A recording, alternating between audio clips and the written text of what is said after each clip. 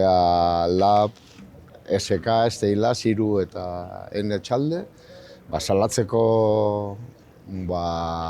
baldintzak askarrek azkenean ondorio dazkatela, eta berriro ere garraioari bat hildela, 14 dira urten.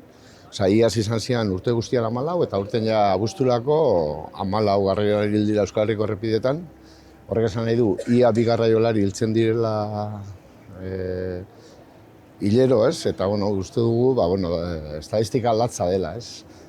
Eta hori, 2 gauza horiek, ez? Bat, ordua, goizeko 4etan gertatu zen istripua, horrek esan nahi du, arrisko handiagoa dagoela ordu horietan istripu bat izateko, eta azkenean ondorioa egitzeko bai garraiolariak berak eta bere osasunak eta bere bizitzak, eta bai, azken finean, errepideak erabiltzen ditugun guztiok, ez? Eta, badira 30 urte lan osasun araudiak eta martxan daudela, baina ikusten dugu emaitza honik ez dutela ematen.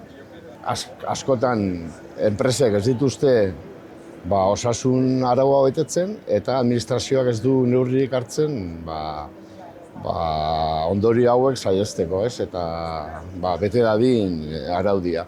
Atzo heriotz bat gertatu zen Volkswagenen, erramarra du argi eta garbi, etzela izan zerbait fortuitua, azkenin horrelako heriotzak bihotzekoa bat izan duzenez, linea produkzioan lan egiten ari zen bitartean, eta horrek ere ikusten ditugu horrelako faktorietan eta horrelako lanetan dauden lan erritmoak, presioak eta bar, eta horren ondorioa ez da zerbait gertatu zena kasualidadez lanpostuan, baizik eta lotura zuzena baduela lanarekin eta nola antolatzen den lan hori. Orduan, bai utzi nahi dugula garbiz, honintzetan horrelakoetan enpresak ere pixkot ihes egiten diote beraien ardurari, eta atzo Volkswagenen gertatutakoa lan heriotza bat izan duzen.